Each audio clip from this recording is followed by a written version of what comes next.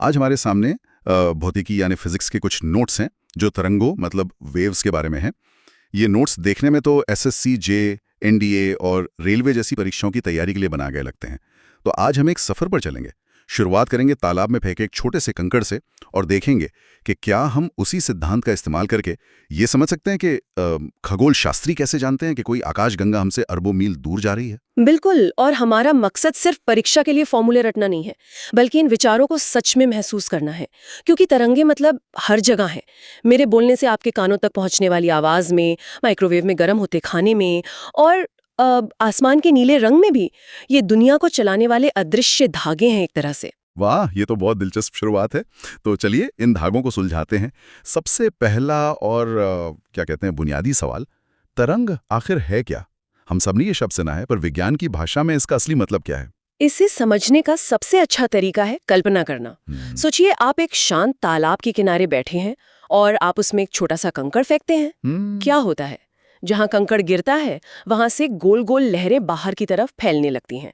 बस यही तरंग है। असल में तरंग ऊर्जा को एक जगह से दूसरी जगह ले जाने वाली एक हलचल है, एक डिस्टर्बेंस। अच्छा, तो ये ऊर्जा का सफर है। लेकिन इसमें एक बात है जो हमेशा मुझे सोचने पर मजबूर करती है। जब लहरें किनारे की तरफ आती हैं तो क्या तालाब का पानी भी उनके साथ बहकर किनारे पर आ जाता है? यही तो सबसे मजेदार बात है। नहीं, ऐसा नहीं होता। पानी के कण अपनी जगह पर ही ऊपर नीचे होते रहते, वो आगे नहीं बढ़ते। इसे समझने के लिए स्टेडियम में होने वाली मैक्सिकन वेव का उदाहरण लीजिए। लोग अपनी कुर्सी पर ही खड़े होते हैं और बैठ जाते हैं, लेकिन ऐसा लगता है जैसे एक लहर पूरे स्टेडियम का चक्कर लगा रही है। कोई भी दर्शक अपनी सीट से उठकर दूसरी तरफ नहीं जाता। ठीक वैसे ही तरंग में ऊर्जा आगे बढ़ती है, पदार्थ नहीं। क्या बात है, ये उदाहरण तो एकदम साफ कर देता है। ऊर्जा का स्थानांतरण, पदार्थ का नहीं। ठीक है, तो क्या सभी तरंगें एक जैसी होती हैं या उन्हें अलग अलग समूहों में बांटा जा सकता है? जैसे पानी की लहर और सूरज की रोशनी, ये दोनों तरंगें तो हैं पर बहुत अलग लगती हैं। बहुत अच्छा सवाल है। यहीं से तरंगों का सबसे बड़ा वर्गीकरण शुरू होता है। इन्हें दो मुख्य परिवारों में बांटा जा सकता है। पहला परिवार है यांत्रिक तरंगे यानी मैकेनिकल वेव्स। ये वो तरंगे हैं जिन्हें चलने के लिए किसी सहारे, किसी माध्यम की जरूरत होती है। जैसे पानी की लहरों के लिए पानी चाहिए, मेरी आवाज को आप तक पहुंचने के लिए हवा चाहिए, और भूकंप की तरंगों के लिए धरती। बिना माध्यम के ये तरंगे बन ही नहीं सकती। ठीक है, तो ये सहारे पर चलने वाली तरंगें हैं। नोट्स में लिखा है कि इनके भी दो प्रकार हैं, जो इस पर निर्भर करता है कि माध्यम के कण कैसे कंपन करते हैं। ये थोड़ा मुश्किल लगता है। क्या इसका कोई आसान तरीका है समझने का? जरूर। इसे ऐसे सोचिए, कल्पना कीजिए कि आप एक लंबी रस्सी का एक सिरा पकड़े हुए हैं और दूसरा सिरा दीवार से बंधा है। अगर आप अपना हाथ ऊपर नीचे हिलाते हैं तो रस्सी में एक सांप जैसी लहर बनेगी जो आगे दीवार की तरफ जाएगी, है ना? हाँ बिल्कुल। गति मतलब ऊपर नीचे, और तरंग की गति मतलब आगे, एक दूसरे से 90 डिग्री के कोण पर है, लंबवत है। इसी को अनुप्रस्थ तरंग या ट्रांसवर्स वेव कहते हैं। पानी की सतह पर लहरें और गिटार के तार का कंपन इसके बेहतरीन उदाहरण है। लहर का जो सबसे ऊंचा हिस्सा होता है उसे श्रृंग या क्रेस्ट कहते हैं, और सबसे निचला हिस्सा गर्द या ट्रॉफ कहलाता है। समझ गया। तो अनुप्रस्थ मतलब कण ऊपर नीचे और लहर आगे। तो फिर दूसरा प्रकार क्या है? दूसरे प्रकार के लिए रस्सी की जगह एक स्लिंकी खिलौने की कल्पना कीजिए। अगर आप स्लिंकी को खींचने दबाने वाला धक्का दें तो आप देखेंगे कि उसमें कुछ हिस्से पास पास आ जाते हैं और कुछ दूर दूर फैल जाते हैं, और ये दबाव वाली लहर आगे बढ़ती है। यहाँ स्लिंकी के छल्लों का कंपन भी आगे पीछे हो रहा है और लहर भी आगे ही जा रही है। दोनों की दिशा एक ही है। इसे अनुदैर्ध्य तरंग या लॉन्जिट्यूडनल वेव कहते हैं। और ध्वनि तरंगे इसी का उदाहरण है। बिल्कुल सही। जब हम बोलते हैं तो हमारे मुंह से हवा के कणों पर दबाव पड़ता है। वे अपने आगे वाले कणों को धक्का देते हैं और ये प्रक्रिया एक चेन रिएक्शन की तरह आगे बढ़ती है। जहां कण पास पास आ जाते हैं उसे संपीड़न यानी कंप्रेशन कहते हैं, और जहां वे फैल जाते हैं उसे विरलन यानी रेरफैक्शन कहते हैं। यही दबाव की लहर हमारे कानों तक पहुंचकर हमें सुनाई देती है। वाह, तो सिर्फ कणों के कंपन की दिशा बदलने से तरंग का पूरा चरित्र ही बदल जाता है। एक में ऊपर नीचे की लहरें बनती हैं तो दूसरे में दबाव के क्षेत्र। ये तो कमाल है। तो ये था पहला परिवार यांत्रिक तरंगों का। दूसरा परिवार कौन सा है? दूसरा परिवार और भी ज्यादा रहस्यमयी और शक्तिशाली है।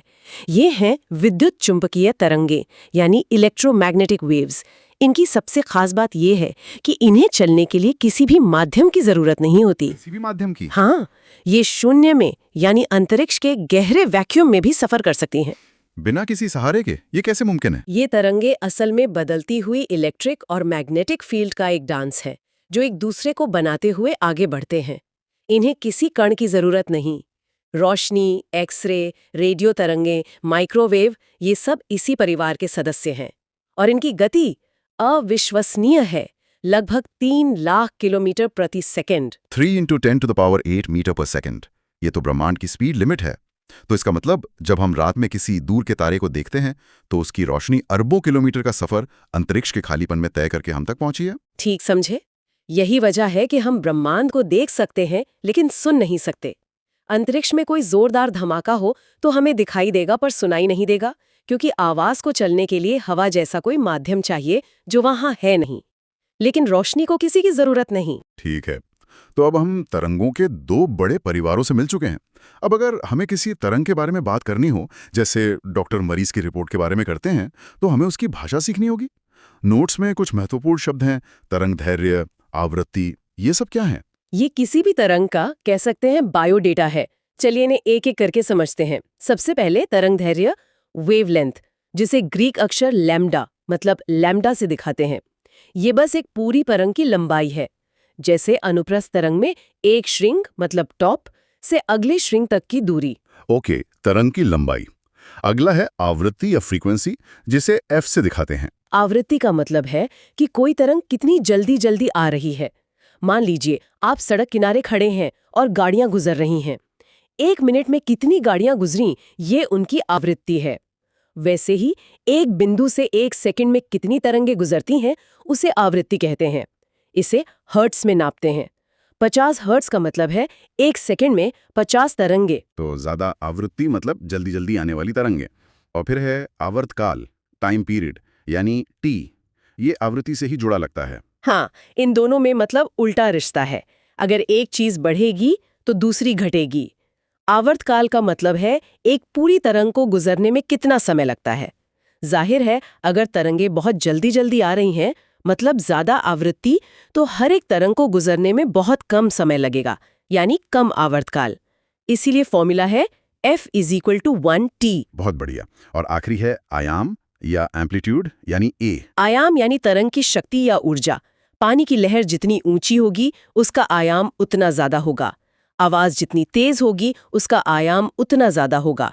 ये अपनी सामान्य स्थिति से तरंग का अधिकतम विस्थापन है, चाहे ऊपर की तरफ हो या नीचे की तरफ। तो ये 4 चीजें, तरंग दैर्घ्य, आवृत्ति, आवर्तकाल और आयाम, हमें किसी भी तरंग की पूरी कहानी बता देती हैं। अब सबसे महत्वपूर्ण सवाल, जिसका फॉर्मूला अक्सर परीक्षाओं में आता है, इन सबको मिलाकर तरंग की गति कैसे पता चलती है? इसके लिए एक बहुत ही सुंदर और सरल समीकरण है। V = F लैम्डा, यानी तरंग की गति V, उसकी आवृत्ति F और तरंग दैर्घ्य लैम्डा के गुणनफल के बराबर होती है। ये सूत्र तो बहुत सरल दिखता है, पर यह कितना शक्तिशाली है। इसका मतलब है कि अगर हमें किसी तरंग के बारे में सिर्फ 2 चीजें पता हों, कि वो कितनी लंबी है और कितनी तेजी से आ रही है, तो हम उसकी गति बता सकते हैं, चाहे वो गिटार की धुन हो या किसी दूर के तारे से आती रोशनी। बिल्कुल, और ये बहुत तार्किक भी है। सोचिए, F है 1 सेकंड में गुजरने वाली तरंगों की संख्या और लैम्डा है हर एक तरंग की लंबाई। तो अगर आप दोनों को गुणा कर दें तो आपको यही मिलेगा कि 1 सेकंड में तरंग ने कुल कितनी दूरी तय की, और वही तो गति है। जैसे नोट्स में उदाहरण है, अगर ध्वनि की आवृत्ति 200 हर्ट्ज है और तरंग दैर्घ्य 2 मीटर, तो गति होगी 200 × 2 = 400 मीटर प्रति सेकंड। ठीक है, एक अकेली तरंग तो समझ आ गई, पर असल दुनिया में तो लहरें अकेली नहीं होती। पानी में भी कई लहरें एक साथ होती हैं। तो क्या होता है जब 2 तरंगें एक ही जगह पर एक ही समय पर मिलती हैं या टकराती हैं? इस घटना को व्यतिकरण या इंटरफेरेंस कहते हैं। यह ऐसा है जैसे पानी में 2 अलग-अलग जगहों पर एक साथ कंकड़ फेंक दिए जाएं। जहां दोनों से उठी लहरें मिलेंगी, वहां एक नया जटिल पैटर्न बनेगा। और नोट्स के मुताबिक ये मिलन 2 तरह का हो सकता है, एक रचनात्मक और एक विनाशकारी। सही कहा।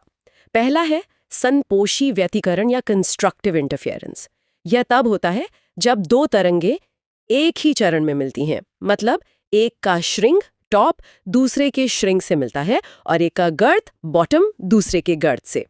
ऐसे में वे दोनों जुड़ जाती हैं और एक ज्यादा बड़ी, ज्यादा आयाम वाली तरंग बना देती हैं। दो धीमी आवाजें मिलकर एक तेज आवाज बन सकती हैं। और दूसरा है विनाशी व्यतिकरण या डिस्ट्रक्टिव इंटरफेरेंस। इसके नाम से लगता है कि ये उल्टा होगा। बिल्कुल, यह तब होता है जब तरंगे विपरीत चरण में मिलती हैं, यानी एक का श्रृंग दूसरे के गर्त से टकराता है। वे एक दूसरे के असर को खत्म कर देती हैं। इससे आयाम कम हो जाता है, और अगर दोनों तरंगे हर तरह से बराबर हों तो आयाम शून्य भी हो सकता है। एक मिनट, तो इसका मतलब है कि दो आवाजें मिलकर खामोशी पैदा कर सकती हैं। ये तो जादू जैसा लगता है।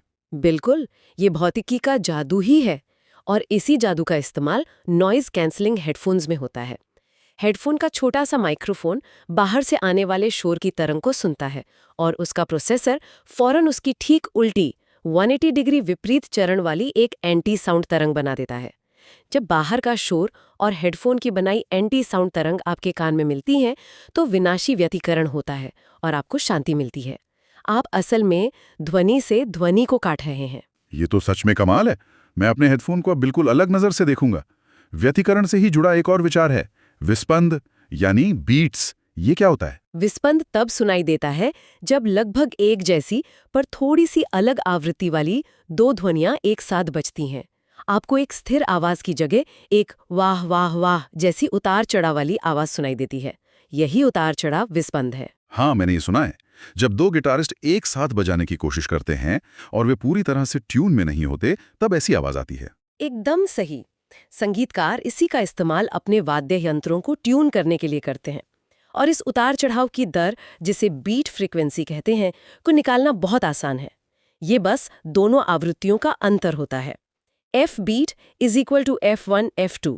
जैसे नोट्स में उदाहरण है 256 हर्ट्ज और 250 हर्ट्ज की दो ध्वनियां मिलकर 6 हर्ट्ज की बीट पैदा करेंगी, यानी आवाज 1 सेकंड में 6 बार तेज धीमी होगी। जब संगीतकार को विस्पंद सुनाई देना बंद हो जाता है, तो वो समझ जाता है कि दोनों तार अब एक ही सुर में हैं। बहुत खूब।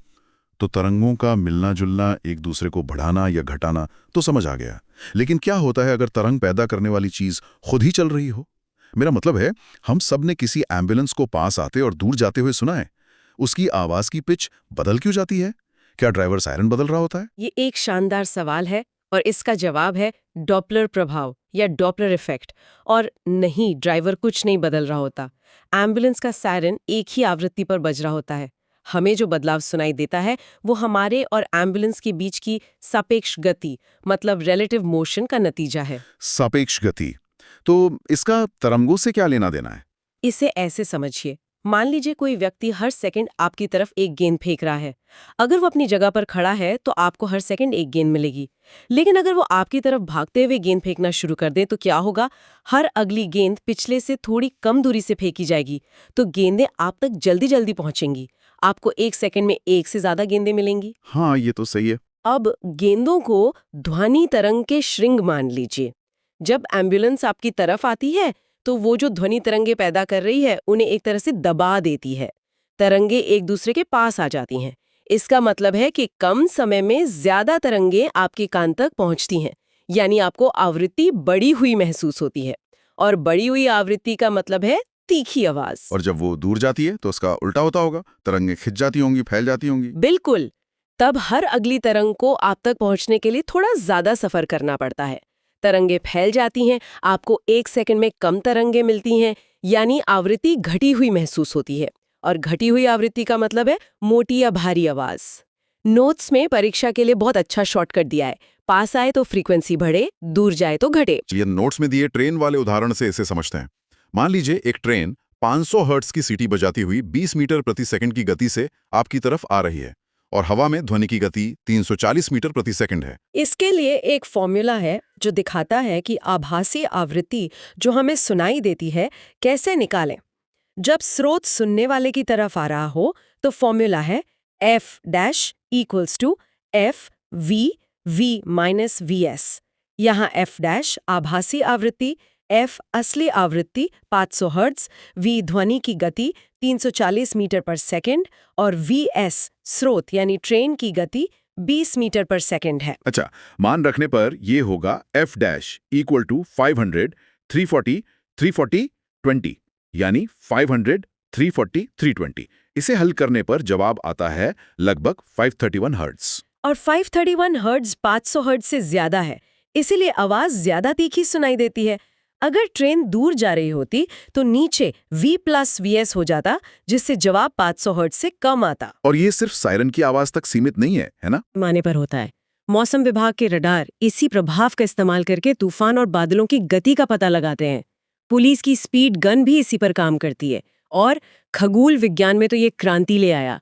तारों से आने वाली रोशनी में भी डॉपलर प्रभाव होता है। अगर कोई आकाशगंगा हमसे दूर जा रही है तो उसकी रोशनी की तरंगें खिंच जाती हैं और लाल रंग की तरफ खिसक जाती हैं, जिसे रेड शिफ्ट कहते हैं। इसी से हमें पता चला कि ब्रह्मांड फैल रहा है। तो इसका मतलब ये है कि हम एक तालाब में फेंके कंकड़ के सिद्धांत से शुरू हुए और अब हम ये समझ रहे हैं कि ब्रह्मांड के फैलने का सबूत कैसे मिला। ये सब एक ही मूल विचार, तरंगों पर आधारित है। कमाल है। बिल्कुल। आज हमने तरंग की परिभाषा से शुरू किया, फिर उसके दो बड़े परिवारों यांत्रिक और विद्युत चुंबकीय को जाना। हमने उनकी भाषा सीखी, तरंग दैर्ध्य, आवृत्ति, आयाम। फिर हमने देखा कि जब वे मिलती हैं तो कैसे व्यतिकरण और विस्पंद जैसी घटनाएं होती हैं। और अंत में हमने गति के कारण होने वाले डॉपलर प्रभाव को समझा। ये सभी विषय प्रतियोगी परीक्षाओं के लिए बहुत महत्वपूर्ण है, खासकर V=F लैम्डा और डॉपलर प्रभाव के सूत्र। ये विश्लेषण वाकई भौतिकी के एक इतने जरूरी हिस्से को समझने का नजरिया बदल देता है। ये सिर्फ सूत्र और परिभाषाएं नहीं है, बल्कि ये हमारे सुनने, देखने और दुनिया को महसूस करने के अनुभवों का वैज्ञानिक स्पष्टीकरण है। अगली बार जब मैं कोई गिटार सुनूंगा या नॉइस कैंसलिंग हेडफोन लगाऊंगा तो मुझे उसके पीछे का विज्ञान याद आएगा। और ये सब एक बहुत ही दिलचस्प सवाल भी खड़ा करता है जिस पर सोचा जा सकता है। हमने ध्वनि के लिए डॉपलर प्रभाव पर चर्चा की, जो एक यांत्रिक तरंग है। यहाँ तरंगों का दबना और फैलना हवा जैसे माध्यम में होता है। लेकिन जैसा हमने बात की, प्रकाश भी डॉपलर प्रभाव दिखाता है, जबकि वो एक विद्युत चुंबकीय तरंग है और अंतरिक्ष के निर्वात में यात्रा करता है। तो सवाल ये है कि जब तरंगों को दबाने या फैलाने के लिए कोई माध्यम ही मौजूद ना हो, तो प्रकाश में ये प्रभाव कैसे काम करता होगा? यह आगे की खोज के लिए एक बेहतरीन बिंदु है। तो आज का जो विषय है वो है इलेक्ट्रोस्टैटिक्स। और हमारे पास जो सामग्री है वो एक गाइड है प्रतियोगी परीक्षाओं के लिए। हाँ, और उसका दावा भी आप देखिए बड़ा मजबूत है कि इसे समझने के बाद इलेक्ट्रोस्टैटिक्स का कोई भी सवाल नहीं अटकेगा। बिल्कुल। तो आज हमारा मिशन है इन जटिल लगने वाले सिद्धांतों को एकदम आसान बनाना। हम शुरू करेंगे इलेक्ट्रिक चार्ज की बिल्कुल बुनियादी बातों से और गॉस के नियम तक हर पहलू को समझेंगे। सही है। ठीक है, तो चलिए इसे समझते हैं। सबसे पहला और बुनियादी सवाल, ये इलेक्ट्रिक चार्ज आखिर है क्या? सामग्री के हिसाब से इसकी परिभाषा बहुत सीधी है। कोई भी वस्तु जिसमें बिजली पैदा करने की या महसूस करने की क्षमता हो, उसे हम चार्ज कहते हैं। अच्छा। और ये बस दो तरह का होता है, पॉजिटिव यानी प्लस और नेगेटिव यानी माइनस। ठीक है। और इसके कुछ बुनियादी नियम हैं जो हमेशा याद रखने चाहिए। जैसे एक जैसे चार्ज, मान लीजिए प्लस और प्लस, वो एक दूसरे को दूर धकेलेंगे। बिल्कुल। और अलग अलग चार्ज यानी एक प्लस और एक माइनस, वो एक दूसरे को आकर्षित करेंगे, खींचेंगे। एग्जैक्टली। एक और महत्वपूर्ण बात यह है कि चार्ज कंजर्व रहता है। मतलब ये ना तो बनता है और ना ही खत्म होता है। मतलब सिर्फ एक जगह से दूसरी जगह ट्रांसफर होता है। मतलब चार्ज को बनाया नहीं जा सकता, सिर्फ हिलाया जा सकता। हिलाया जा सकता है। सामग्री में चार्ज करने के 3 तरीके भी बताए गए हैं। हाँ हैं। एक तो है घर्षण, फ्रिक्शन यानी रगड़कर। दूसरा है चालन, कंडक्शन, मतलब छूकर। और तीसरा है प्रेरण यानी इंडक्शन, बिना छुए। और यहाँ पर यह भी बताया गया है कि प्रतियोगी परीक्षाओं में इंडक्शन से जुड़े सवाल बहुत महत्वपूर्ण होते हैं। हाँ, ये बहुत पूछा जाता है। हाँ। अच्छा, अब आते हैं उस हिस्से पर जिसे इलेक्ट्रोस्टैटिक्स का कह सकते हैं सबसे महत्वपूर्ण हिस्सा कहा गया है, कूलम्ब्स का नियम। हाँ, कूलम्ब्स लॉ। ये नियम ये बताता है कि दो चार्ज एक दूसरे पर कितना बल, मतलब फोर्स लगाते हैं। बिल्कुल। सरल शब्दों में कहूं तो जितना ज्यादा चार्ज उतना ज्यादा बल, और जितनी ज्यादा दूरी उतना ही कम बल, है ना? बिल्कुल। इसका एक फॉर्मूला है F=KQ1Q2R²। F=KQ1Q2R²। ठीक है। यहाँ दिलचस्प बात यह है कि जो बल है वो दूरी के वर्ग, मतलब स्क्वायर ऑफ द डिस्टेंस, के व्युत्क्रमानुपाती है, इनवर्सली प्रोपोर्शनल। हाँ। इसका मतलब ये हुआ कि अगर आप दूरी को 2 गुना करते हैं तो बल 4 गुना कम हो जाएगा। अरे वाह! 2 गुना नहीं, सीधा 4 गुना। 4 गुना।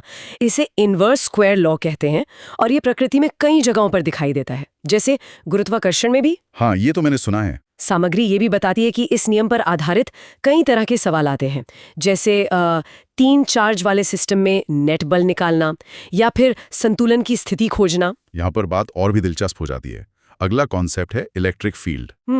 इसे ऐसे समझ सकते हैं कि हर चार्ज के चारों ओर उसका एक प्रभाव क्षेत्र होता है ना? हाँ, एक तरह का ऑरा कह सकते हैं। और अगर कोई दूसरा चार्ज उस क्षेत्र में आता है तो उसे एक बल महसूस होता है।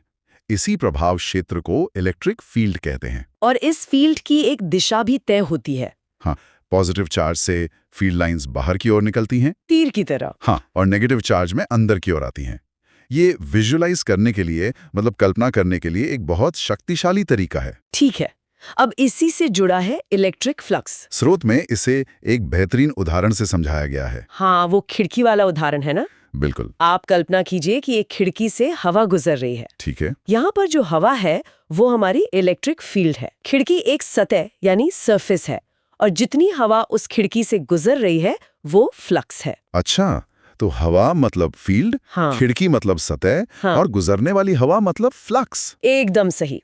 इसका एक फॉर्मूला भी है, phi equals to EA cos theta. phi equals to EA cos theta. यहाँ cos थीटा क्यों? मतलब एंगल का क्या रोल है? यही तो सबसे जरूरी बात है, वो एंगल थीटा। अगर फील्ड सतह के लंबवत है, मतलब परपेंडिकुलर, तो फ्लक्स सबसे ज्यादा होगा। क्योंकि तब सारी हवा खिड़की से सीधी पार हो जाएगी। हाँ, और अगर वो समानांतर है, मतलब पैरेलल, तो हवा ऊपर नीचे से निकल जाएगी, खिड़की के अंदर से कुछ नहीं जाएगा, फ्लक्स 0 होगा। बिल्कुल सही, यही फ्लक्स का सार है। अब हम उस टॉपिक पर आ गए हैं जिसे स्रोत में किंग ऑफ इलेक्ट्रोस्टैटिक्स कहा गया है। हाँ, गैस का नियम। और जहां से सबसे ज्यादा सवाल आते हैं। ये सुनने में थोड़ा जटिल लग सकता है, लेकिन इसका सार बहुत सरल है। बहुत ही सरल। इसका सार यह है, किसी भी बंद सतह से, मतलब एक क्लोज सरफेस से निकलने वाला कुल फ्लक्स सिर्फ इस बात पर निर्भर करता है। किस बात पर? कि उस सतह के अंदर कुल कितना चार्ज है। 1 मिनट, बस अंदर कितना चार्ज है? बस। जो चार्ज सतह के बाहर है उसका कुल फ्लक्स पर कोई असर नहीं होता। ये तो कमाल की बात है। मतलब बाहर के चार्ज को नजरअंदाज कर दो। हाँ, ये एक बहुत शक्तिशाली विचार है, क्योंकि ये हमें जटिल चार्ज सिस्टम के लिए इलेक्ट्रिक फील्ड की गणना आसानी से करने में मदद करता है। इसका फॉर्मूला है phi is equal to Q enclosed epsilon naught। और इसी नियम के कुछ खास मामले हैं जो परीक्षाओं में, जैसा कि स्रोत बताता है, 60% तक पूछे जाते हैं। हाँ, ये 4 केस सबसे ज्यादा जरूरी हैं। चलिए उन पर एक नजर डालते हैं। पहला है अनंत सीधा तार, इनफाइनाइट लाइन चार्ज। इसके लिए इलेक्ट्रिक फील्ड दूरी के साथ घटती है, मतलब E जो है वो 1R के समानुपाती होता है। E proportional 1R। ठीक है, ये तो सीधा साधा लगता है। हाँ। अब दूसरा मामला, अनंत चादर, इनफाइनाइट प्लेन शीट। यहाँ बात हैरान करने वाली है। यहाँ इलेक्ट्रिक फील्ड स्थिर रहती है, कांस्टेंट, चाहे आप चादर से कितनी भी दूर क्यों ना हो। है ना अजीब? ये कैसे हो सकता है? मतलब दूरी का कोई असर ही नहीं। कोई असर नहीं। ऐसा इसलिए है क्योंकि चादर अनंत है, तो उससे निकलने वाली फील्ड लाइंस हमेशा सीधी और समानांतर रहती है। आप चाहे पास हो या दूर, आपको उतनी ही फील्ड लाइंस का घनत्व मिलता है। अच्छा, ये तो सच में बहुत अजीब है। ठीक है, तीसरा मामला, गोलीय कोश, मतलब एक खोखला गोला। Spherical shell. इसके अंदर इलेक्ट्रिक फील्ड 0 होती है, 0। अंदर 0? क्यों? क्योंकि अंदर कोई चार्ज बंदी नहीं है। गॉस का नियम यही कहता है। अच्छा, हाँ। सतह पर सबसे ज्यादा होती है और बाहर एक बिंदु चार्ज की तरह व्यवहार करती है। ठीक है, और चौथा और आखिरी मामला है एक ठोस गोला, सॉलिड स्फीयर। यहाँ थोड़ा अलग है। इसके अंदर इलेक्ट्रिक फील्ड केंद्र से दूरी के साथ बढ़ती है, E प्रोपोर्शनल R। मतलब केंद्र पर 0 और सतह की तरफ जाते हुए बढ़ती जाएगी। हाँ, और सतह पर सबसे ज्यादा और बाहर ये भी एक बिंदु चार्ज की तरह ही काम करती है। तो ये थी इलेक्ट्रोस्टैटिक्स की दुनिया की एक यात्रा। हमने चार्ज की सबसे बुनियादी इकाई से शुरुआत की, कूलम के नियम से बलों को समझा और फिर इलेक्ट्रिक फील्ड और फ्लेक्स के जरिए गॉस के शक्तिशाली नियम तक पहुंचे। स्रोत का वादा था कि इसे समझने के बाद कोई भी सवाल मुश्किल नहीं लगेगा, और इन 4 मामलों को देखने के बाद ये बात सही लगती है। अगर हम बड़ी तस्वीर देखें तो ये सब आपस में जुड़ा हुआ है।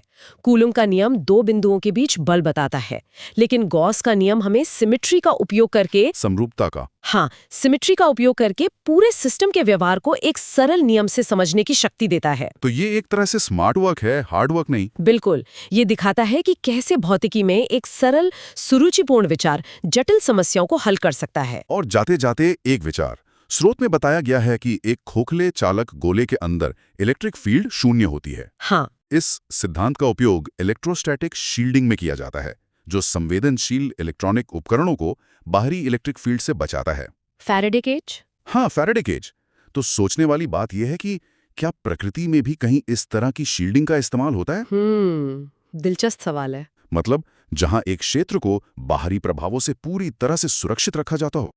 इलेक्ट्रोस्टैटिक्स की कहानी असल में इनविजिबल फोर्सेस को समझने और कंट्रोल करने की कहानी है। पिछली बार हमने इलेक्ट्रिक फील्ड्स के जरिए इस अनदेखी दुनिया का एक नक्शा बनाया था। आज हम उस नक्शे पर कुछ और डिटेल्स भरने वाले हैं। बिल्कुल।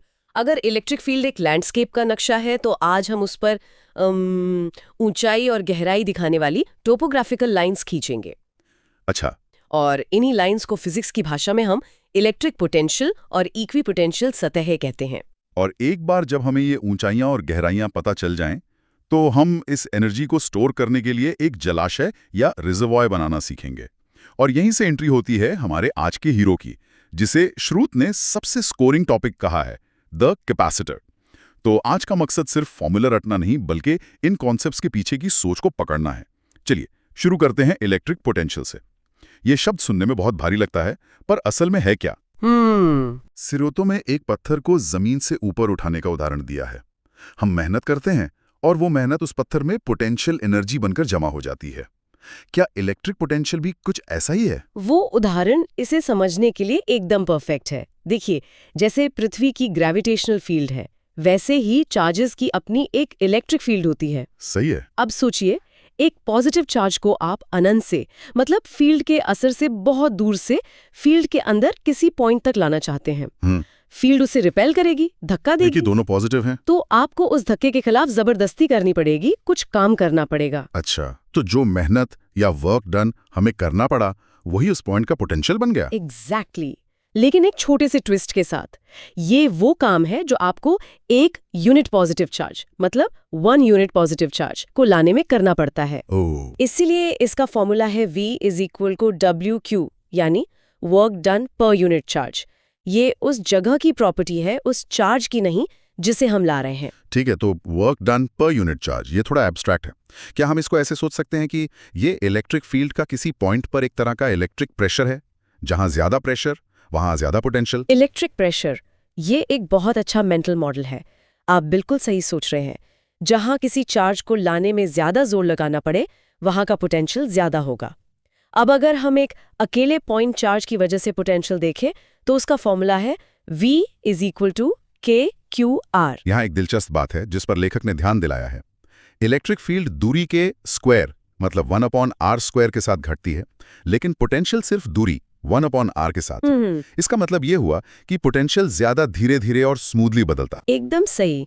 और यहीं से E और V का वो मशहूर रिश्ता सामने आता है जो हर एग्जाम में पूछा जाता है। E = -dV/dr। ये फॉर्मूला सिर्फ रटने के लिए नहीं है, इसकी कहानी बहुत गहरी है। हाँ, ये फॉर्मूला तो हर जगह दिखता है, पर इसमें ये माइनस साइन क्यों है? ये हमेशा कंफ्यूज करता है। चलिए इसे उस पहाड़ वाले उदाहरण से समझते हैं जो क्रिटिक ने सुझाया था। सोचिए, पोटेंशियल एक पहाड़ का लैंडस्केप है। ऊंची चोटियां मतलब हाई पोटेंशियल और घाटियां मतलब लो पोटेंशियल। ठीक है। अब अगर आप एक गेंद को किसी ऊंची चोटी पर रखें तो वो किधर लुढ़केगी? जाहिर है सबसे तेज ढलान की तरफ नीचे जाएगी। बस वही सबसे तेज ढलान की दिशा ही इलेक्ट्रिक फील्ड E है।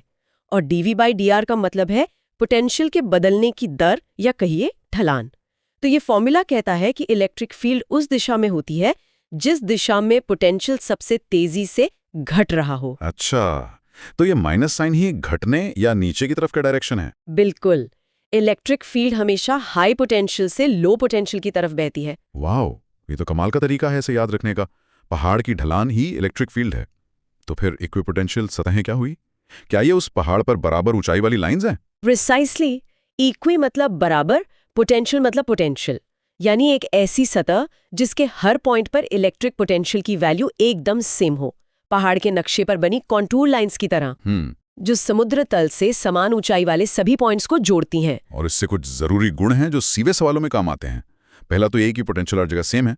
दूसरा, अगर पोटेंशियल बदल ही नहीं रहा तो सतह पर चार्ज को घुमाने में कोई काम नहीं करना पड़ेगा, है ना? सही। W = Q डेल्टा V, और डेल्टा V तो 0 है। बिल्कुल। तीसरा, ये सतहें कभी एक दूसरे को काट नहीं सकती। अगर काटती तो एक ही पॉइंट पर पोटेंशियल की दो अलग-अलग वैल्यूज हो जाती, जो कि मुमकिन नहीं है। और चौथा और सबसे जरूरी, इलेक्ट्रिक फील्ड लाइंस हमेशा इन सतहों के 90 डिग्री पर यानी परपेंडिकुलर होती हैं। जैसे पानी हमेशा ढलान के परपेंडिकुलर बहता है। सही। ये 4 बातें याद हैं तो इक्वे पोटेंशियल का कोई सवाल गलत नहीं हो सकता। ठीक है, तो हमने पोटेंशियल और इन खास सतहों की बात की, लेकिन इस कॉन्सेप्ट का फायदा क्या है? शायद इसका सबसे बड़ा एप्लीकेशन एक ऐसी डिवाइस बनाने में है जो इस पोटेंशियल डिफरेंस का फायदा उठाकर एनर्जी स्टोर कर सके। और यही से कहानी में आता है हमारा कैपेसिटर, एक ऐसी डिवाइस जो लगभग हर इलेक्ट्रॉनिक सर्किट का दिल है, आपके फोन के चार्जर से लेकर कैमरा फ्लैश और हार्ट के डिफिब्रिलेटर तक। तो ये कैपेसिटर आखिर है क्या? हमारे नोट्स एक बहुत बड़ी गलतफहमी दूर करते हैं। ये चार्ज स्टोर नहीं करता। नहीं, ये चार्ज को सेपरेट करके रखता है। सोचिए, ये बस 2 कंडक्टिंग प्लेट्स हैं जिन्हें थोड़ी दूरी पर रखा गया है। जब आप इसे बैटरी से जोड़ते हैं तो बैटरी एक प्लेट से कुछ इलेक्ट्रॉन्स खींचकर दूसरी प्लेट पर फेंक देती है। तो एक प्लेट पर पॉजिटिव चार्ज आ जाता है जहां से इलेक्ट्रॉन गए, और दूसरी पर उतना ही नेगेटिव चार्ज जहां इलेक्ट्रॉन आए।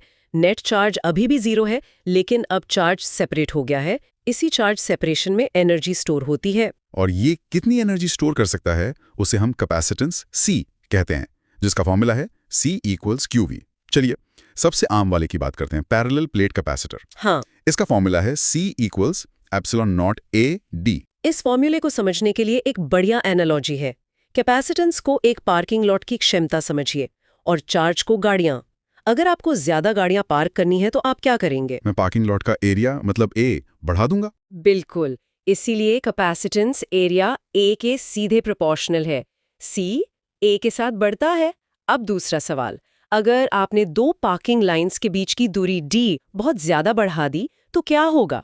तो शायद कम गाड़ियां पार्क हो पाएंगी, जगह बर्बाद होगी। सही है। प्लेट्स के मामले में जब दूरी D बढ़ती है तो पॉजिटिव और नेगेटिव प्लेट्स के बीच का जो आकर्षण है वो कम हो जाता है। वो एक दूसरे को पकड़कर नहीं रख पाते। अच्छा, इसीलिए ज्यादा दूरी पर कम चार्ज टिकता है। मतलब कैपेसिटेंस दूरी D के उल्टा चलता है। जितनी दूरी बढ़ेगी कैपेसिटेंस उतना ही कम होगा। ये तो बहुत आसान हो गया। C = ε0AD। एरिया बढ़ाओ C बढ़ेगा, दूरी बढ़ाओ C घटेगा। लेकिन इसमें एक और चीज होती है, डाइलेक्ट्रिक। अगर हम प्लेट्स के बीच हवा की जगह कोई और चीज जैसे प्लास्टिक या कागज डाल दें तो कैपेसिटेंस K गुना बढ़ जाता है, जहां K उस मटेरियल का डाइलेक्ट्रिक कांस्टेंट है। तो नया फॉर्मूला C = K ε0AD हो जाता है। हाँ, ऐसा इसलिए होता है क्योंकि डाइलेक्ट्रिक के अंदर के मॉलिक्यूल्स इलेक्ट्रिक फील्ड के असर में थोड़ा सा खिंच जाते हैं और एक उल्टी कमजोर फील्ड बना लेते हैं। ये उल्टी फील्ड मेन फील्ड को थोड़ा कमजोर कर देती है, जिससे प्लेट्स पर और ज्यादा चार्ज आकर टिक सकता है। अच्छा, तो डाइलेक्ट्रिक एक तरह से प्लेट्स की मदद करता है ज्यादा चार्ज संभालने में। और नोट्स में स्फेरिकल और सिलिंड्रिकल कैपेसिटर के भी फॉर्मूले दिए हैं। हाँ, वो बस अलग-अलग शेप्स के लिए हैं। फंडामेंटल आइडिया वही है। स्फेरिकल के लिए C = 4πε0AB ब्रैकेट B-A और सिलिंड्रिकल के लिए C = 2πε0L ln B/A। ये सीधे फॉर्मूला बेस्ड सवालों में काम आते हैं। ठीक है, तो हमने अलग अलग तरह के कैपेसिटर देख लिए, लेकिन असल जिंदगी के सर्किट्स में तो कई सारे कैपेसिटर एक साथ लगे होते हैं। उन्हें जोड़ने के 2 तरीके हैं, सीरीज और पैरेलल। यहाँ पर सबसे जरूरी सवाल ये है कि किस कॉम्बिनेशन में क्या चीज सेम रहती है। मुझे याद है कॉलेज में सीरीज पैरेलल कॉम्बिनेशन ने हम सबको बहुत परेशान किया था। ऐसा क्यों? रेजिस्टर्स के लिए जो रट्टा मारा था, कैपेसिटर्स के लिए ठीक उसका उल्टा करना पड़ा। आधी क्लास के नंबर इसी चक्कर में कट गए थे। हाँ, ये तो होता है। रेजिस्टर के फॉर्मूले के ठीक उल्टे हैं ये। तो सीरीज में क्या होता है? जब आप कैपेसिटर को सीरीज में यानी एक के बाद एक लाइन में जोड़ते हैं तो चार्ज के जाने का बस एक ही रास्ता होता है। इसलिए हर कैपेसिटर पर चार्ज Q सेम रहता है, लेकिन वोल्टेज बढ़ जाता है और कुल कैपेसिटेंस घट जाता है। फॉर्मूला है 1/CEQ is equal to 1/C1 plus 1/C2 plus dash dash. और पैरेलल में जब हम सबके पॉजिटिव सिरे एक साथ और नेगेटिव सिरे एक साथ जोड़ते हैं। पैरेलल में हर कैपेसिटर सीधे बैटरी के दोनों टर्मिनल से जुड़ा होता है, इसलिए हर कैपेसिटर के अक्रॉस वोल्टेज V सेम रहता है। लेकिन चार्ज बढ़ जाता होगा। हाँ, चार्ज बढ़ जाता है। यहाँ कुल कैपेसिटेंस सीधे सीधे जुड़ जाता है। CEQ is equal to C1 plus C2 plus dash dash. तो याद रखने का सरल तरीका, जो रेजिस्टर के लिए सीरीज में होता है वो कैपेसिटर के लिए पैरेलल में होता है, और उल्टा। ये तो बहुत काम की ट्रिक है। अब बात करते हैं एनर्जी की। हमने कहा कि कैपेसिटर एनर्जी स्टोर करता है। ये एनर्जी कहाँ जाती है? ये सबसे हैरान करने वाली बात है। ये एनर्जी प्लेटों के बीच की खाली जगह में इलेक्ट्रिक फील्ड के रूप में स्टोर होती है। सोचिए, एनर्जी किसी पदार्थ में नहीं बल्कि स्पेस में मौजूद है। वाह। इसके 3 मुख्य फॉर्मूले हैं। U is equals to half CV square, U is equals to half Q square C और U is equals to half QV। और नोट्स एक बहुत अच्छी सलाह देते हैं कि कब कौन सा फॉर्मूला इस्तेमाल करना है। ये सिर्फ सुविधा की बात है। अगर आपको वोल्टेज V पता है तो U is equals to half CV square सबसे आसान है। अगर चार्ज Q पता है तो U is equals to half Q square C बेहतर है। सही फॉर्मूला चुनने से कैलकुलेशन बहुत आसान हो जाती है। ठीक है, अब उस हिस्से पर आते हैं जिसने मुझे हमेशा कंफ्यूज किया है। स्रोत में कुछ खास ट्रिक्स दी गई हैं जो सीधे सवालों को हल करती हैं कि एक ही सर्किट में बस एक बैटरी जोड़ें या हटाएं, रखने से कैपेसिटर का पूरा बिहेवियर बदल जाता है। ये बिल्कुल जादू जैसा लगता है। ये जादू नहीं, बस लॉजिक है, और इसे समझने की चाबी सिर्फ एक सवाल में छिपी है। क्या कैपेसिटर बैटरी से जुड़ा है या उसे चार्ज करके अलग रख दिया गया है? चलिए पहला केस लेते हैं। ट्रिक 1, बैटरी जुड़ी हुई है। अगर बैटरी जुड़ी है तो वो एक विशाल तालाब की तरह है। वो कैपेसिटर के सिरों पर वोल्टेज V को हमेशा अपनी ताकत के बराबर बनाए रखेगी। V कांस्टेंट हो गया। ठीक है। अब मान लीजिए आपने प्लेट्स को थोड़ा पास लाकर कैपेसिटेंस C बढ़ा दिया। क्योंकि V कांस्टेंट है और Q is equal to CV होता है, तो बैटरी और चार्ज भेजेगी और प्लेट्स पर चार्ज Q भी बढ़ जाएगा, और energy U is equal to half CV square वो भी C के साथ बढ़ जाएगी। मतलब बैटरी के रहते V फिक्स है, बाकी सब C के हिसाब से बदलता है। अब दूसरा केस, ट्रिक 2, हमने कैपेसिटर को चार्ज किया और फिर बैटरी हटा दी। अब कैपेसिटर दुनिया से कट गया, एक आइसोलेटेड आइलैंड की तरह। उस पर जो चार्ज Q है वो कहीं जा नहीं सकता, तो इस केस में Q कांस्टेंट हो गया। अच्छा। अब अगर आप कैपेसिटेंस C बढ़ाते हैं, मान लीजिए डाइलेक्ट्रिक डालकर, तो formula V is equal to QC के हिसाब से, क्योंकि Q कांस्टेंट है और C बढ़ गया है, वोल्टेज V को घटना पड़ेगा। एक मिनट, ये अजीब नहीं है? हमने कैपेसिटर को बेहतर बनाया, उसका कैपेसिटेंस C बढ़ाया, लेकिन उसकी एनर्जी कम हो गई। U is equal to Q square by 2C वाले फॉर्मूले से देखें तो C बढ़ने पर U घटेगा। आखिर वो एनर्जी गई कहाँ? क्या वो हवा में गायब हो गई? ये $1 मिलियन सवाल है, और यही कॉन्सेप्ट की असली समझ काम आती है। एनर्जी गायब नहीं हुई। सोचिए, जब आप डाइलेक्ट्रिक स्लैब को प्लेट्स के बीच डालते हैं तो प्लेट्स पर मौजूद चार्ज उसे अपनी तरफ खींचता है। अट्रैक्ट करेगा। इलेक्ट्रिक फील्ड उस स्लैब पर काम करती है और उसे अंदर खींच लेती है। तो जो एनर्जी सिस्टम में कम हुई वो असल में उस स्लैब को खींचने में हुए काम में खर्च हो गई। कमाल है। तो एनर्जी का हिसाब किताब हमेशा बराबर रहता है। ये 2 नियम तो बहुत पावरफुल हैं। बैटरी जुड़ी है तो V कांस्टेंट, बैटरी हटी है तो Q कांस्टेंट। बिल्कुल, और इन्हीं 2 नियमों से डाइलेक्ट्रिक वाले सारे सवाल हल हो जाते हैं। एक और आम केस है जब 2 चार्ज किए हुए कैपेसिटर को आपस में जोड़ दिया जाता है। इसमें तो चार्ज का रीडिस्ट्रीब्यूशन होता होगा। हाँ, जैसे 2 पानी की टंकियों को पाइप से जोड़ दें। पानी ऊंचे लेवल से नीचे लेवल की तरफ तब तक बहेगा जब तक दोनों का लेवल बराबर ना हो जाए। अच्छा। वैसे ही चार्ज हाई पोटेंशियल वाले कैपेसिटर से लो पोटेंशियल वाले की तरफ तब तक जाता है जब तक दोनों का वोल्टेज बराबर ना हो जाए। इस फाइनल वोल्टेज को कॉमन पोटेंशियल कहते हैं। और इस प्रोसेस में कुछ एनर्जी लॉस भी होता है। हमेशा तारों के रेजिस्टेंस की वजह से हमेशा कुछ एनर्जी गर्मी मतलब हीट के रूप में उड़ जाती है। और आखिरी में एक क्लासिक सवाल जो स्रोत के मुताबिक हर परीक्षा में दिखता है, जब डाइलेक्ट्रिक को प्लेट्स के बीच पूरी तरह नहीं बल्कि सिर्फ एक हिस्से में डाला जाता है। हाँ, वो पार्शियली फिल्ड कैपेसिटर। उसके लिए एक सीधा फॉर्मूला है जिसे याद रखना सबसे अच्छा है। उसकी डेरिवेशन ये मानती है कि कैपेसिटर 2 हिस्सों का कॉम्बिनेशन है, एक हिस्सा जिसमें डाइलेक्ट्रिक है और दूसरा जिसमें हवा है, और ये दोनों सीरीज में जुड़े हैं। लेकिन एग्जाम के प्रेशर में फॉर्मूला याद रखना ही सबसे कारगर होता है। तो आज की इस गहरी पड़ताल को अगर समेटें तो हमने शुरुआत की इलेक्ट्रिक पोटेंशियल से, उसे एक पहाड़ के लैंडस्केप की तरह समझा। फिर इक्विपोटेंशियल सतहों के गुण देखे, जो कि उस पहाड़ पर बराबर ऊंचाई की लकीरें हैं। उसके बाद हम कैपेसिटर की दुनिया में उतरे, उसे एक पार्टिंग लॉट की तरह समझा और जाना कि वो एनर्जी को चार्ज सेपरेट करके इलेक्ट्रिक फील्ड में स्टोर करता है। हमने सीरीज पैरेलल के वो नियम सीखे जो रेजिस्टर के ठीक उल्टे हैं। और सबसे जरूरी, हमने उन 2 गोल्डन रूल्स को समझा जो सबसे मुश्किल सवालों की चाबी हैं। बैटरी कनेक्टेड है तो वोल्टेज कांस्टेंट, और बैटरी डिस्कनेक्टेड है तो चार्ज कांस्टेंट।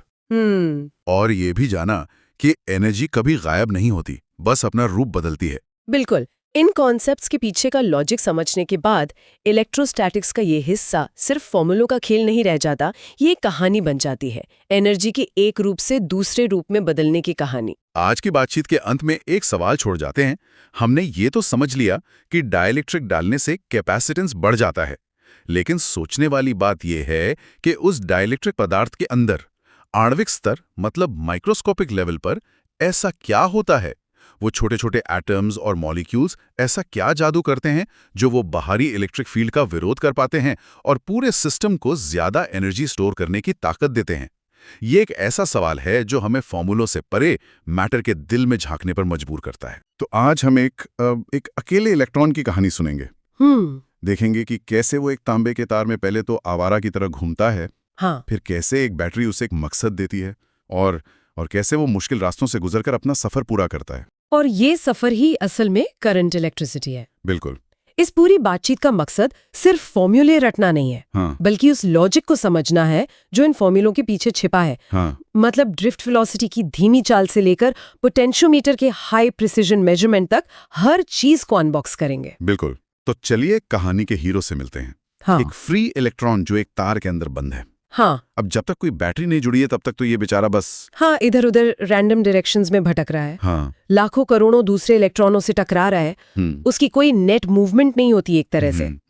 लेकिन जैसे ही हम तार के दोनों सिरों पर एक बैटरी लगाते हैं तो पूरा सीन बदल जाता है। अच्छा? बैटरी एक इलेक्ट्रिक फील्ड बनाती है जो लगभग प्रकाश की गति से पूरे तार में फैल जाती है, और ये फील्ड हर इलेक्ट्रॉन पर एक फोर्स लगाती है, एक हल्का सा धक्का जो उन्हें एक ही दिशा में खिसकने पर मजबूर करता है। और इसी औसत धीमी गति को ड्रिफ्ट वेलोसिटी कहते हैं। बिल्कुल। यहीं पर एक बहुत बड़ा पैराडॉक्स आता है ना? हम कहते हैं कि ड्रिफ्ट वेलोसिटी बहुत स्लो है, कुछ मिलीमीटर प्रति सेकंड, तो फिर स्विच दबाते ही हजारों किलोमीटर दूर पावर स्टेशन से हमारे घर का बल्ब वो तुरंत कैसे जल जाता है? ये एक शानदार सवाल है और इसका जवाब बहुत इंट्यूटिव है, पता है? बताइए। तार को आप पानी से भरे एक लंबे पाइप की तरह इमेजिन कीजिए। ठीक है। तार पहले से ही इलेक्ट्रॉनों से खचाखच भरा हुआ है। जब आप स्विच ऑन करते हैं तो आप बैटरी के जरिए पाइप के एक सिरे पर एक इलेक्ट्रॉन को धक्का देते हैं। ये धक्का, मतलब इलेक्ट्रिक फील्ड, वो लाइट स्पीड से ट्रैवल करता है और पाइप के दूसरे सिरे पर मौजूद इलेक्ट्रॉन को तुरंत बाहर निकाल देता है। अच्छा। और उसी से बल्ब जल जाता है। आपको बल्ब जलाने के लिए पावर स्टेशन वाले इलेक्ट्रॉन का इंतजार नहीं करना पड़ता। वाह! मतलब करंट का बनना उस पहले इलेक्ट्रॉन के पहुंचने की कहानी नहीं, बल्कि उस धक्के के एक साथ सब तक पहुंचने की कहानी है। एग्जैक्टली। तो क्या इस धक्के और बहाव के बीच कोई मैथमेटिकल रिलेशनशिप है? बिल्कुल है। करंट I का ड्रिफ्ट वेलोसिटी VD से सीधा रिश्ता है, जिसे हम I = NQAVD से दिखाते हैं। इसे रटने की जरूरत नहीं है, बस समझिए। N है कि तार में कितने इलेक्ट्रॉन हैं, Q हर इलेक्ट्रॉन का चार्ज है, A तार की मोटाई है और VD उनकी रफ्तार। तो ज्यादा इलेक्ट्रॉन या ज्यादा रफ्तार मतलब ज्यादा करंट। सीधी सी बात है। ठीक है। तो हमने देखा कि बैटरी इलेक्ट्रॉनों को एक दिशा में बहाती है जिससे करंट बनता है। लेकिन सवाल यह है कि अगर हम बैटरी की ताकत यानी वोल्टेज दोगुनी कर दें तो क्या करंट भी दोगुना हो जाएगा? इसी सवाल का जवाब हमें 19वीं सदी के वैज्ञानिक जॉर्ज ओहम ने दिया, जिसे आज हम ओम के नियम के नाम से जानते हैं। V = IR। हाँ, उन्होंने कहा, हाँ बिल्कुल, अगर तार का तापमान और बाकी फिजिकल कंडीशंस ना बदलें तो वोल्टेज और करंट एक दूसरे के डायरेक्टली प्रोपोर्शनल होते हैं। V = IR। यहाँ R ही वो प्रॉपर्टी है जिसे हम रेजिस्टेंस कहते हैं। रेजिस्टेंस मतलब रुकावट। तो हर मटेरियल करंट को अलग अलग मात्रा में रोकता है, पर ये रुकावट ये किन चीजों पर डिपेंड करती है? क्या एक लंबे तार में ज्यादा रुकावट होगी या छोटे तार में? इसे एक गलियारे की तरह सोचिए। रेजिस्टेंस ये है कि इस गलियारे से निकलना कितना मुश्किल है। ठीक है। अब आपके सवाल का जवाब इसी एनालॉजी में है। पहली चीज है लंबाई, L। गलियारा जितना लंबा होगा उसे पार करना उतना ही मुश्किल होगा। तो ज्यादा लंबाई मतलब ज्यादा रेजिस्टेंस। बिल्कुल, और गलियारे की चौड़ाई का क्या? वही दूसरी चीज है, एरिया ए। गलियारा जितना चौड़ा होगा, लोगों को यानी इलेक्ट्रॉनों को निकलने के लिए उतनी ज्यादा जगह मिलेगी, तो निकलना उतना ही आसान होगा। मतलब ज्यादा एरिया यानी कम रेजिस्टेंस। अच्छा, जबकि लकड़ी या रबर का गलियारा भीड़ से भरा है, तो उनका रो बहुत ज्यादा है। तो इन तीनों को मिलाकर हमारा रिलेशनशिप बनता है R = ρLA। और आपने एक शर्त की बात की थी, तापमान स्थिर रहे। हाँ, असल दुनिया में तो ये शर्त अक्सर टूट जाती है, उसका क्या असर होता है? ये बहुत जरूरी पॉइंट है, खासतौर पर मेटल्स में। जब तापमान बढ़ता है तो उनके एटम्स ज्यादा तेजी से वाइब्रेट करने लगते हैं। इसे ऐसे समझें कि गलियारे में लोग शांत खड़े होने की बजाय आप नाचने लगे हैं। हाँ, तो ऐसे में इलेक्ट्रॉनों का उनसे बचकर निकलना और भी मुश्किल हो जाता है। इसलिए मेटल्स का तापमान बढ़ाने पर उनका रेजिस्टेंस भी बढ़ जाता है। ठीक है, तो एक अकेले रेजिस्टेंस की कहानी समझ आ गई, पर असल सर्किट में तो कई सारे रेजिस्टर्स होते हैं। उन्हें कैसे हैंडल करते हैं? उन्हें जोड़ने के दो फंडामेंटल तरीके हैं, सीरीज और पैरेलल। सीरीज का मतलब है एक के बाद एक ही लाइन में। जैसे पुरानी दिवाली की लड़ियां होती थीं। हाँ। इसमें करंट के जाने के लिए सिर्फ एक ही रास्ता होता है, इसलिए हर रेजिस्टर से सेम करंट गुजरता है। लेकिन कुल वोल्टेज वो हर रेजिस्टर में उसकी वैल्यू के हिसाब से बढ़ जाता है। और अगर उन पुरानी लड़ियों का एक बल्ब फ्यूज हो जाए? तो पूरी लड़ी बंद हो जाती थी। बिल्कुल, क्योंकि रास्ता ही टूट गया।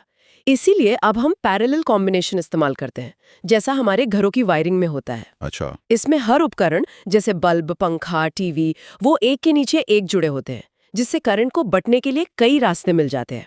यहाँ हर रास्ते पर वोल्टेज तो सेम रहता है, लेकिन करंट बढ़ जाता है। हाँ, कुल करंट हर रास्ते के रेजिस्टेंस के हिसाब से बन जाता है। जिस रास्ते पर रुकावट कम, वहाँ ज्यादा करंट जाता है। तो मतलब अगर एक बल्ब फ्यूज हो भी जाए तो बाकी उपकरण चलते रहते हैं? एग्जैक्टली। क्योंकि करंट के लिए दूसरे रास्ते अभी भी खुले हैं। बिल्कुल। और पैरेलल में एक और मजेदार बात होती है, आप जितने ज्यादा उपकरण जोड़ते जाते हैं, कुल रेजिस्टेंस उतना ही कम होता जाता है, क्योंकि आप करंट को जाने के लिए नए नए रास्ते दे रहे हैं। ठीक है, सीरीज पैरेलल तो सिंपल सर्किट्स के लिए हो गया। बिल्कुल। पर कई बार सर्किट बहुत कॉम्प्लिकेटेड होते हैं, जिनमें कई बैटरी लगी होती हैं, कई लूप्स होते हैं। वहां तो V = IR लगाना नामुमकिन सा लगता है। वहीं पर किरचॉफ नाम के एक और जीनियस हमारी मदद करते हैं। अच्छा। उन्होंने सर्किट के लिए दो बहुत ही सिंपल ट्रैफिक रूल्स दिए। अच्छा। पहला है जंक्शन रूल या KCL। ये कहता है कि किसी भी जंक्शन पर, यानी जहां कई तार मिल रहे हो, जितना करंट अंदर आता है उतना ही करंट बाहर जाता है। करंट कहीं जमा नहीं हो सकता। जैसे पानी की पाइपलाइन में होता है? हाँ, एक जोड़ पर जितना पानी आएगा उतना ही आगे जाएगा। Simple enough. और दूसरा रूल? दूसरा है लूप रूल या KVL। ये एनर्जी कंजर्वेशन पर बेस्ड है। ये कहता है कि अगर आप एक सर्किट में किसी भी बंद रास्ते पर, मतलब क्लोज्ड लूप पर घूमकर वापस उसी जगह आ जाएं, तो रास्ते में हुए सारे वोल्टेज चेंजेस का जोड़ हमेशा 0 होगा। इसे थोड़ा और आसान करेंगे। जरूर।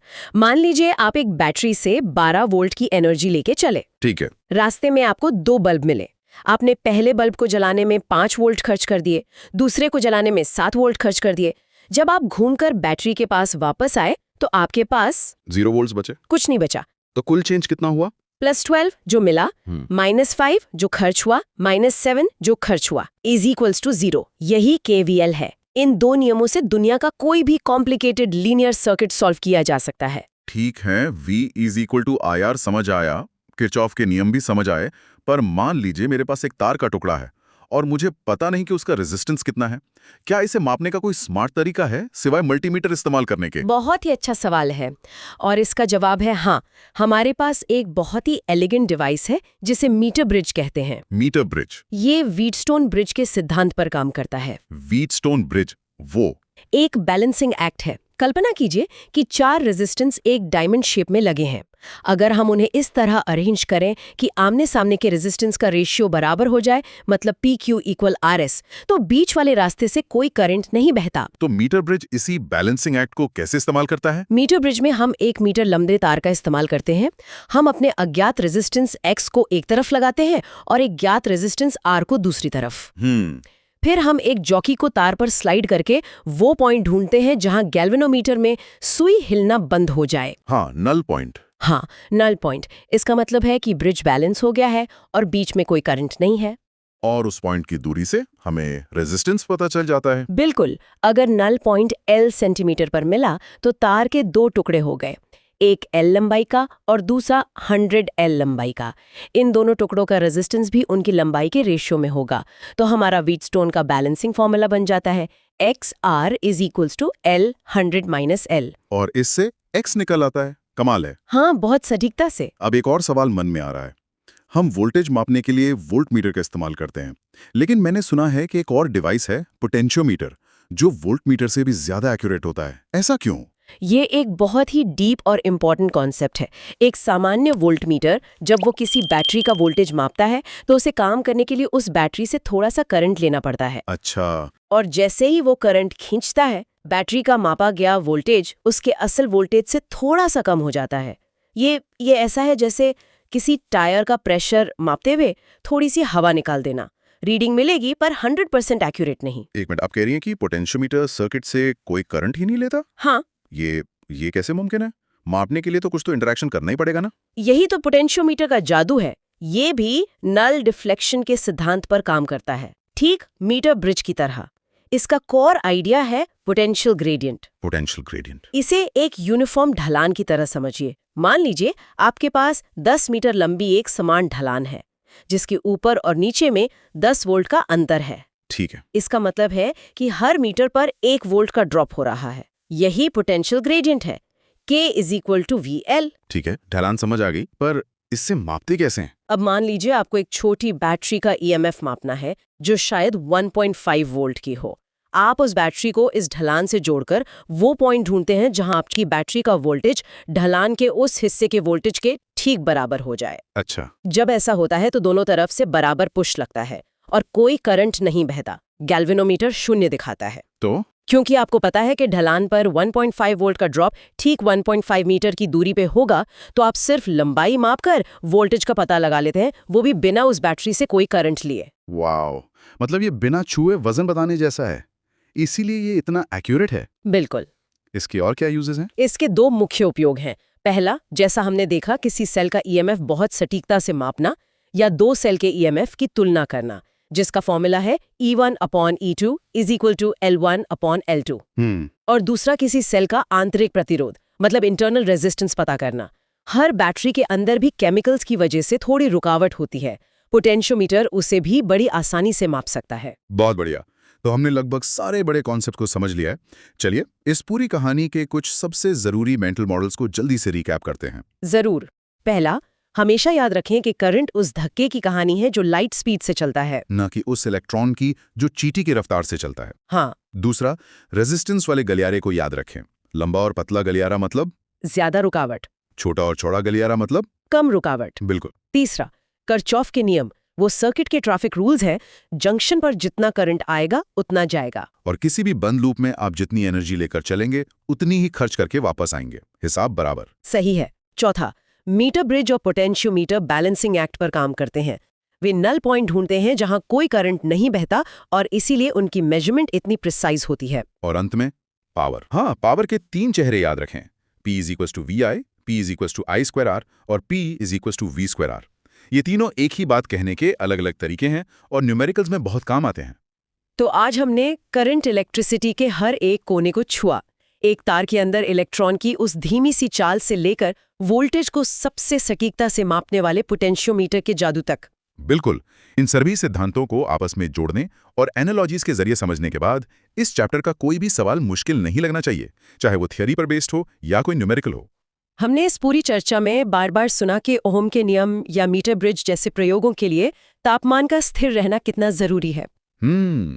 और यह हमें एक बहुत ही दिलचस्प सवाल पर सोचने के लिए मजबूर करता है। क्या? हम हमेशा रेजिस्टेंस को करंट के दुश्मन की तरह देखते हैं, एक रुकावट। लेकिन यही रेजिस्टेंस हमारे टोस्टर में ब्रेड सेकता है और हमारे हीटर में गर्मी पैदा करता है। हाँ, ये भी है। तो क्या रेजिस्टेंस हमेशा बुरा होता है? और इससे भी आगे, सुपरकंडक्टर्स जिनमें रेजिस्टेंस लगभग 0 हो जाता है, वे हमारी टेक्नोलॉजी को भविष्य में कहाँ तक ले जा सकते हैं?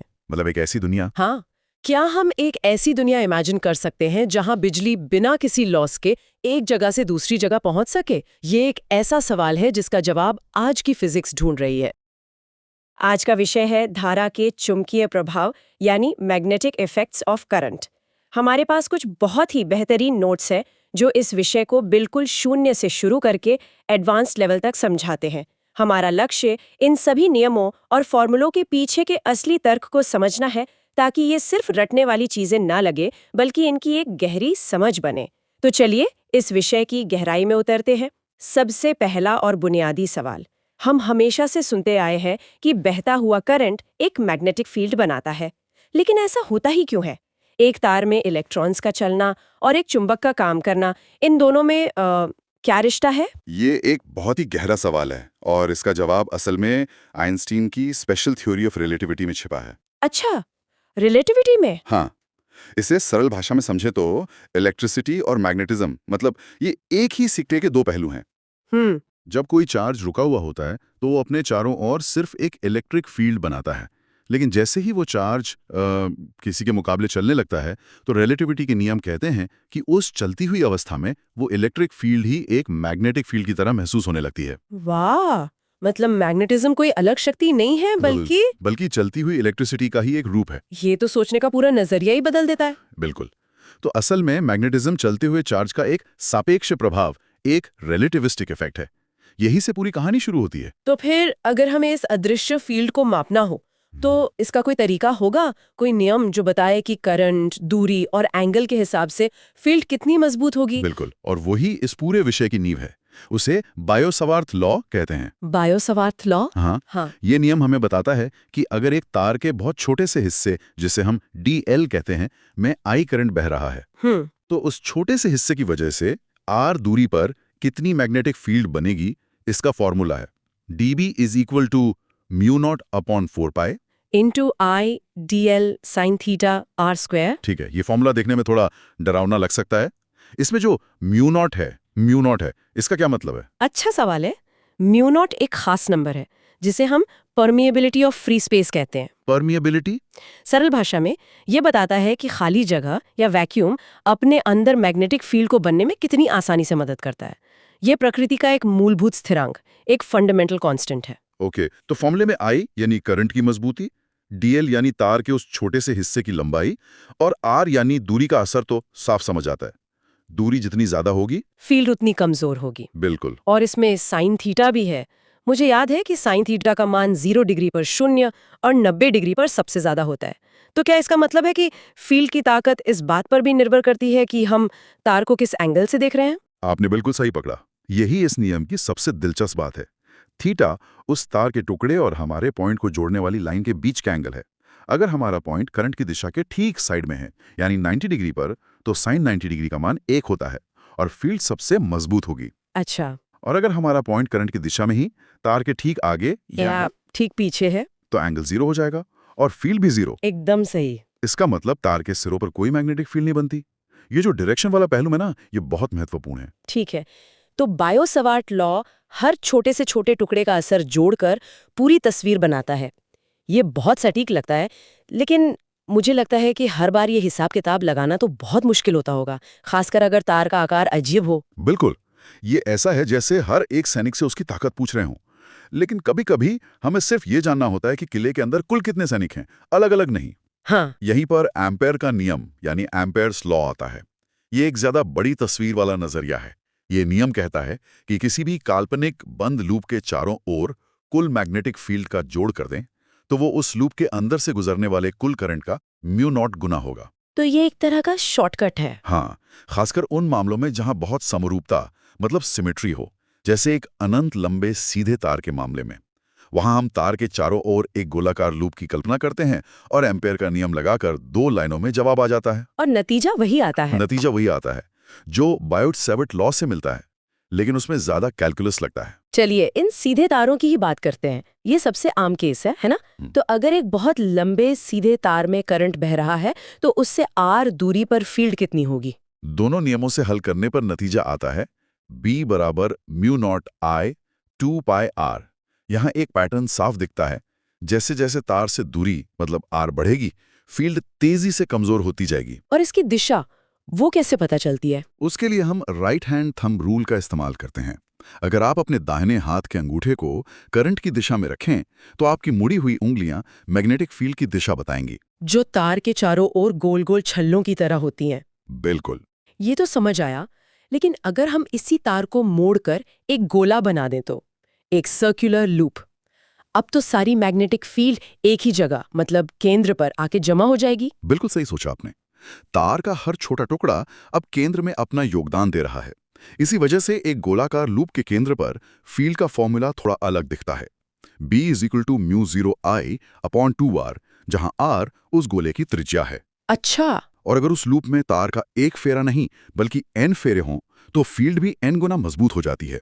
हर फेरा अपनी फील्ड जोड़ता जाता है। और अगर हम एक की जगह कई सारे गोले एक दूसरे से सटाकर एक स्प्रिंग की तरह रख दें तब क्या होगा? बहुत बढ़िया सवाल। और वही तो एक सोलेनॉइड है। सोलेनॉइड। हाँ, सोलेनॉइड एक स्प्रिंग की तरह कसकर लपेटी हुई एक लंबी कॉइल होती है। इसकी सबसे खास बात यह है कि जब इसमें करंट बहाया जाता है तो इसके अंदर एक बहुत मजबूत और लगभग एक समान यूनिफॉर्म मैग्नेटिक फील्ड बनती है। एक समान मतलब अंदर हर जगह फील्ड की ताकत और दिशा एक जैसी रहती है? बिल्कुल। इसका फॉर्मूला है B = μ0NI, जहां n का मतलब है प्रति मीटर फेरों की संख्या। जितने ज्यादा फेरे उतनी मजबूत फील्ड, जबकि इसके बाहर फील्ड लगभग शून्य होती है।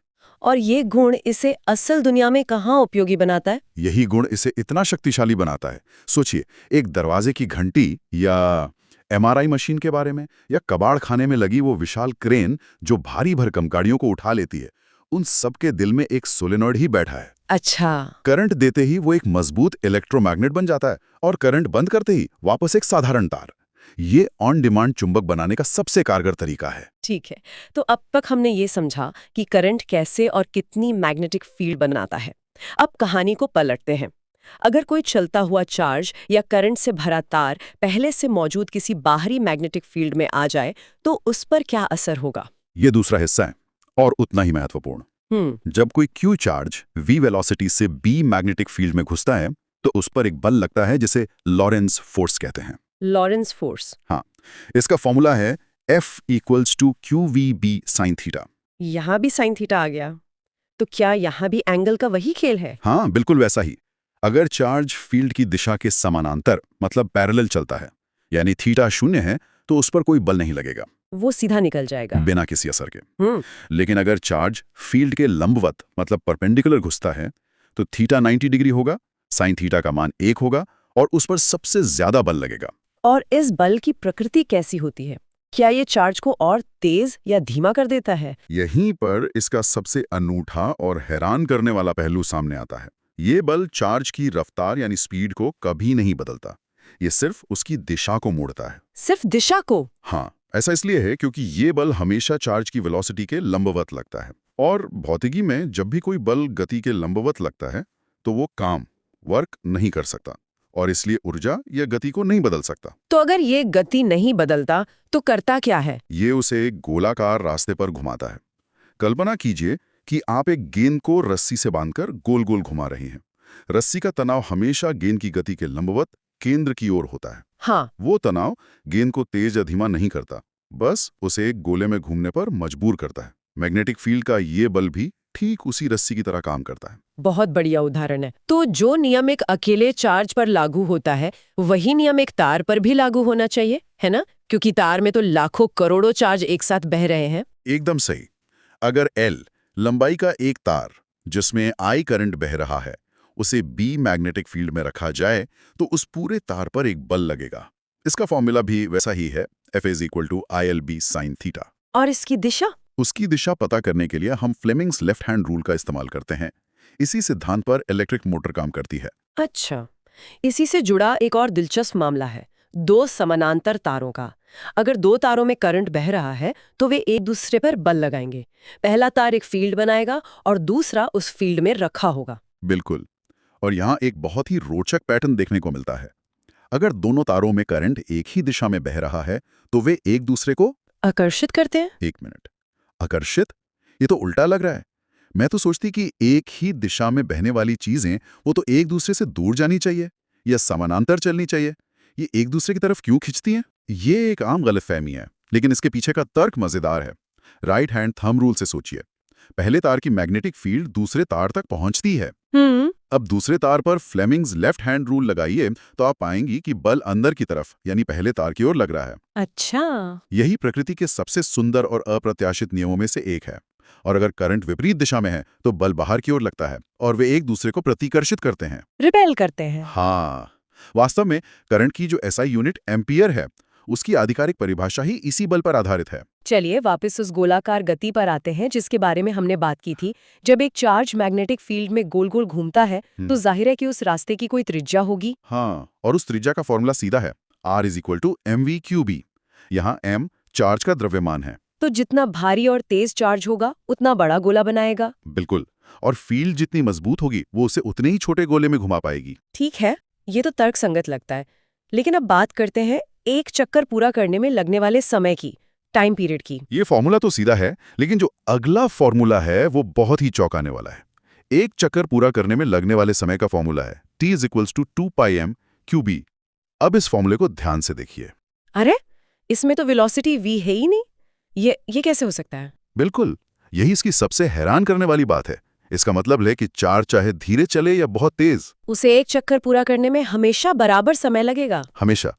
अगर वो तेजी से चल रहा है तो फॉर्मूले के हिसाब से वो एक बड़ा गोला बनाएगा, लेकिन क्योंकि इसकी रफ्तार ज्यादा है तो वो उस बड़े रास्ते को भी उतने ही समय पूरा कर लेगा। और अगर धीरे चल रहा है तो एक छोटा गोला बनाएगा और उस छोटे रास्ते को अपनी धीमी रफ्तार से उतने ही समय में पूरा करेगा। ये गुण भौतिकी में बहुत महत्वपूर्ण है और इसी अद्भुत सिद्धांत पर एक बहुत शक्तिशाली मशीन आधारित है जिसे साइक्लोट्रॉन कहते हैं। तो ये साइक्लोट्रॉन क्या है और इस अजीब से गुण का इस्तेमाल कैसे करता है? साइक्लोट्रॉन एक ऐसी मशीन है जो चार्ज्ड पार्टिकल्स जैसे प्रोटॉन या अल्फा पार्टिकल्स को बहुत ज्यादा ऊर्जा और रफ्तार देने के लिए इस्तेमाल होती है। कहाँ? खासकर मेडिकल ट्रीटमेंट और न्यूक्लियर रिसर्च में। इसके दो मुख्य हिस्से होते हैं।